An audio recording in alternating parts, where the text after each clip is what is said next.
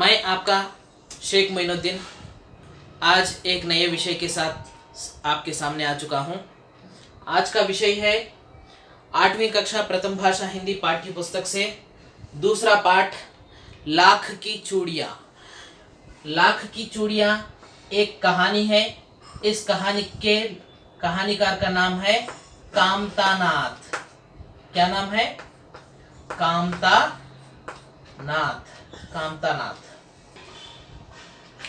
लाख की चूड़ियां। पहले हम लाख का अर्थ देखेंगे। लाख का अर्थ 1 लाख 2 लाख ये नहीं। इस पाठ में लाख का अर्थ होता है लाक्षा। लाख का अर्थ क्या है? लाक्षा।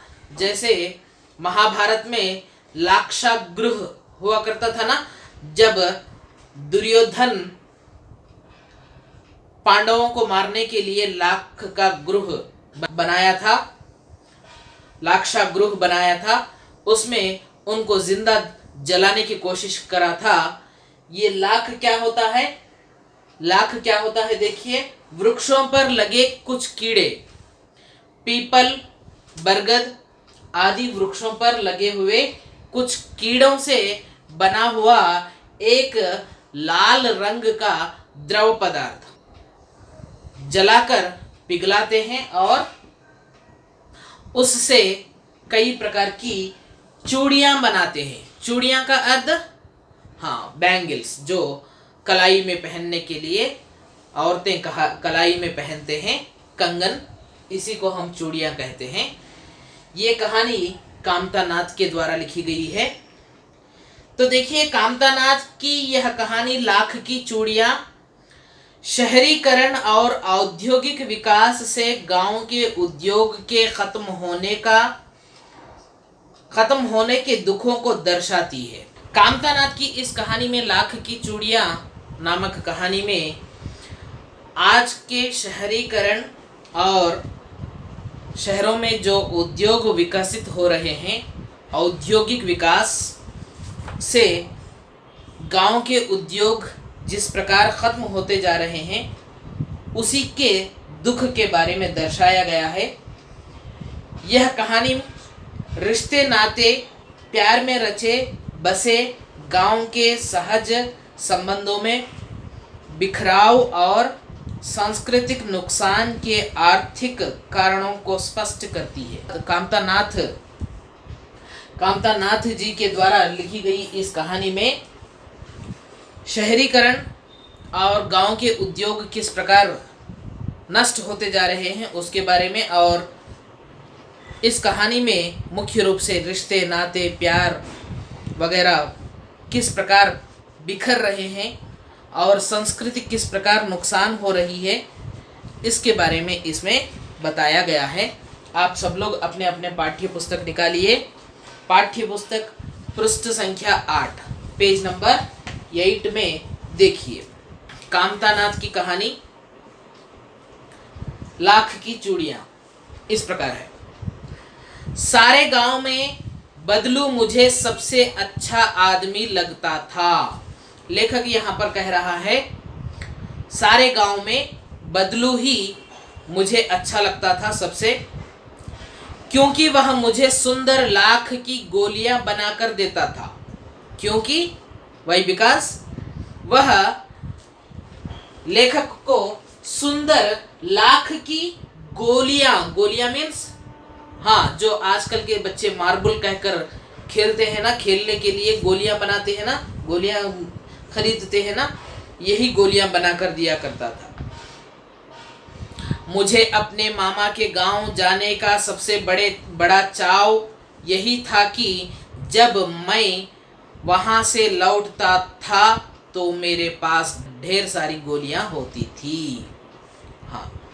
मुझे, लेखक कह रहे हैं, मुझे मेरे मामा के गांव जाने का सबसे बड़े चाव का अर्थ रुचि, इंटरेस्ट, सबसे बड़ा चाव यही हुआ करता था कि मैं जब कभी भी अपने मामा के गांव जाकर वापस लौटता तो मेरे पास बहुत सारे रंग बिरंगी गोलियां लाख की गोलियां हुआ करती थी। रंग बिरंगी गोलियां जो किसी भी बच्चे का मन मोह ले। हाँ, ये रंग बिरंगी लाख की गोलियां हर किसी बच्चे का मन मोह लेती थी। मन मोह लेना, लेना का अर्थ अट्रैक्ट करना, आकर्षित करना। वैसा तो मेरे मामा के गांव का होने के कारण मुझे बदलू को बदलू मामा कहना चाहिए था, परंतु मैं उसे बदलू मामा ना कहकर बदलू काका कहा करता था, जैसा कि गांव के सभी बच्चे उसे कहा करते थे। हाँ, लेखक यहाँ पर कह रहे हैं मेरे मामा के गांव का होने के कारण बदलू को मैं बदलू मामा कहकर बुलाना चाहिए था, लेकिन मैं ऐसा नहीं किया। बदलू मामा के बजाय मैंने बदलू काका कहकर बुलाया उसे, जैसा कि वहाँ के सारे गांव के बच्चे उसे बदलू काका कहकर ही बुलाया करते थे। बदलू का मकान कुछ ऊंचे पर बना था। ऊंचे पर मीन्स हाइट, हाईएस्ट स्टेज पर बना हुआ था। मकान के सामने बड़ा सा सहन था, बड़ा सा वरांडा भी था। मकान के सामने आंगन था, बड़ा सा आंगन था, जिसमें पुराना नीम का वृक्ष लगा हुआ था। उस आंगन में एक बहुत बड़ा पुराना नीम का वृक्ष नीम ट्री लगा हुआ था। उसी के नीचे बैठकर बदलू अपना काम किया करता था। उस नीम ट्री के नीचे ही बैठकर बदलू अपना काम पूरा किया करता था।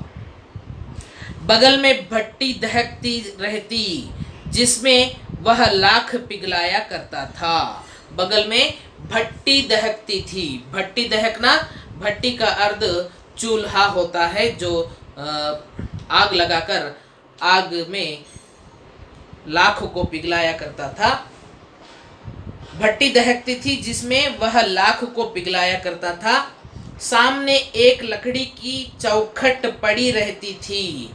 लकड़ी की चौखट मीन्स लकड़ी से बना दरवाजे का ऊपरी भाग। दरवाजे के ऊपर जो फ्रेम होता है उसी को हम चौखट कहते हैं। दरवाजे का चौखट, दरवाजे का फ्रेम, डोर का फ्रेम पड़ी रहती थी, जिस पर लाख के मुलायम होने पर वह अपने सलाख के समान पतला करके चूड़ी का आकार देता था।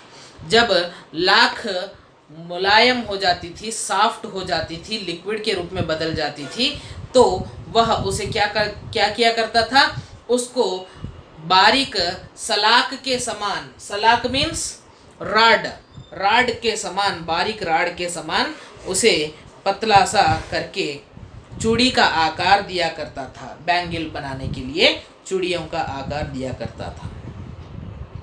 पास में 4-6 विभिन्न आकार की बेलनुमा मुंगेरियां रखी रहती थी, जो आगे से कुछ पतली और पीछे से मोटी होती।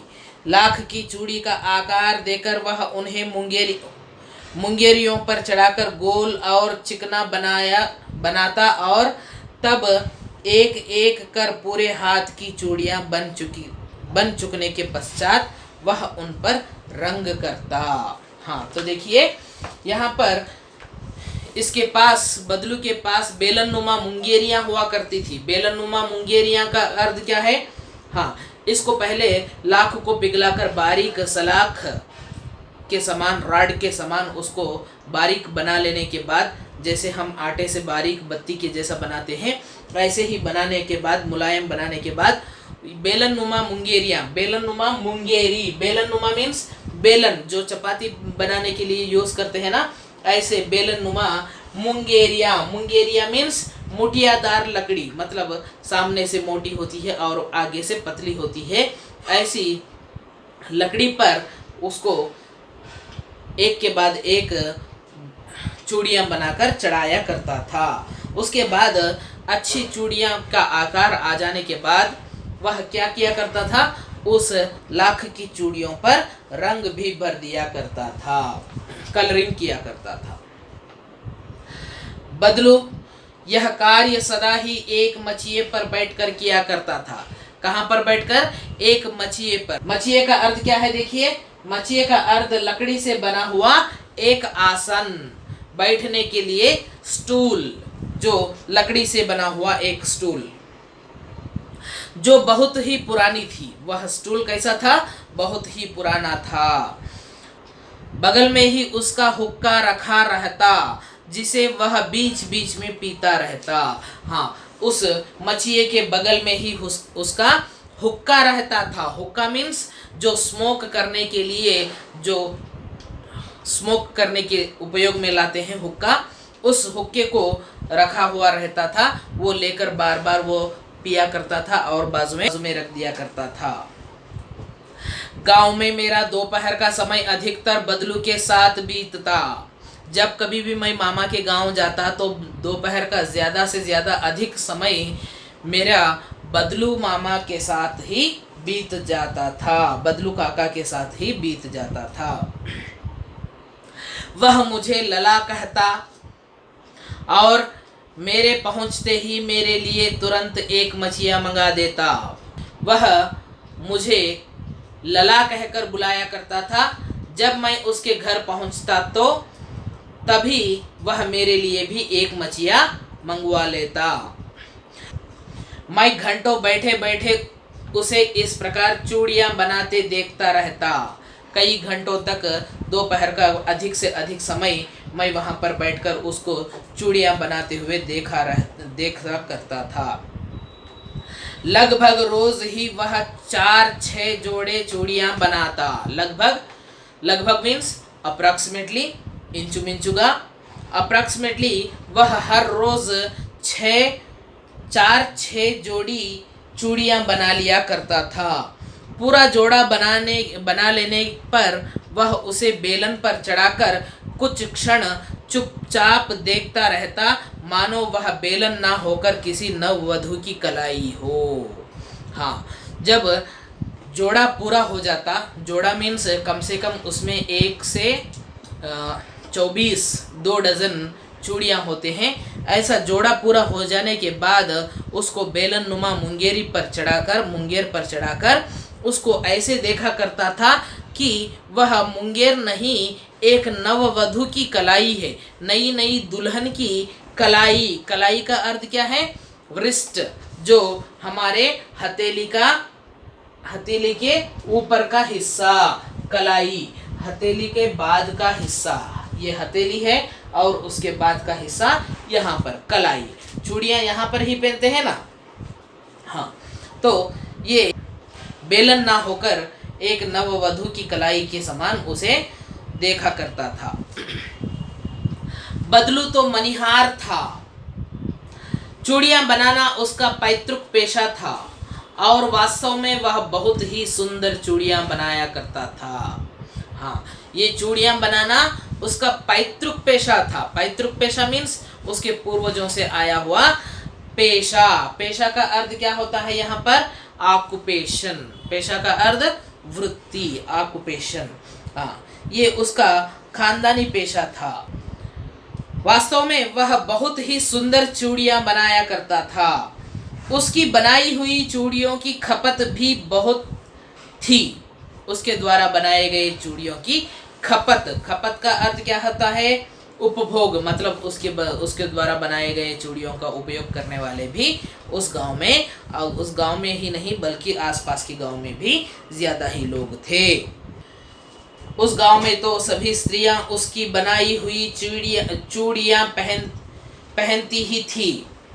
हाँ, उस गांव में तो सभी स्त्रियां उसके द्वारा, बदलू के द्वारा बनाए गए चूड़ियों को पहनती भी थी। आसपास के गांवों के लोग भी उसे चूड़ियाँ ले जाते थे, उससे चूड़ियाँ ले जाते थे। आसपास के गांव वाले भी बदलू के पास आकर उससे चूड़ियाँ लेकर जाया करते थे। परंतु वह कभी भी चूड़ियों को पैसों से ना बेचता था। ये पैसे के खातिर चूड़ियों को नहीं बेचा करता था। उसका क्या हिसाब था देखिए। उसका अभी तक वस्तु विनिमय का तरीका था और लोग अनाज के बदले उससे चूड़ियाँ ले जाते थे। हाँ, वस्तु विनिमय का अर्थ क्या होता है? एक चीज़ देना और एक चीज लेना, इसी को वस्तु विनिमय कहते हैं। पैसों के लिए नहीं बल्कि चीज, एक अदला बदली, इस चीज के बदले में वो अनाज उसको दिया करते थे और वहां से उसके पास से चूड़ियां ले जाया करते थे। बदलू स्वभाव से बहुत सीधा था। मैंने कभी भी उसे किसी से झगड़ते हुए नहीं देखा। हाँ, शादी विवाह के अवसरों पर वह अवश्य जिद पर पकड़ा जाता था। हाँ, जब किसी के घर में, गांव के किसी परिवार में शादी ब्याह होने लगता है तो वह जिद पर अड़ा रहता था। पूरे रिश्तेदारों को, सगे संबंधियों को, सबको चूड़ियां पहनाने के बाद वह जिद पर अड़ा रहता था।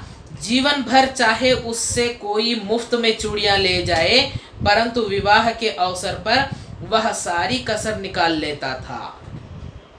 जीवन भर, हमेशा के लिए उससे फ्री में चूड़ियां ले जाए, लेकिन वह पैसे, वह अनाज वगैरह कुछ भी नहीं मांगता था। लेकिन जब कभी ऐसा शादी ब्याह का घर मिल जाता तो उसने वह जिद पर अड़ा रहता था। विवाह के अवसर पर सारी कसर निकाल लेता था। जीवन भर फ्री में ले जाए, लेकिन विवाह के समय पर उन्हें पकड़ लिया करता था और जिद पर रहता था कि मुझे इतना चाहिए। इस प्रकार आखिर सुहाग के जोड़े का महत्व ही और होता है। मुझे याद है, मेरे मामा के यहाँ किसी लड़की के विवाह पर जरा सी किसी बात पर बिगड़ गया था और फिर उसको मनाने में लोहे लग गए थे।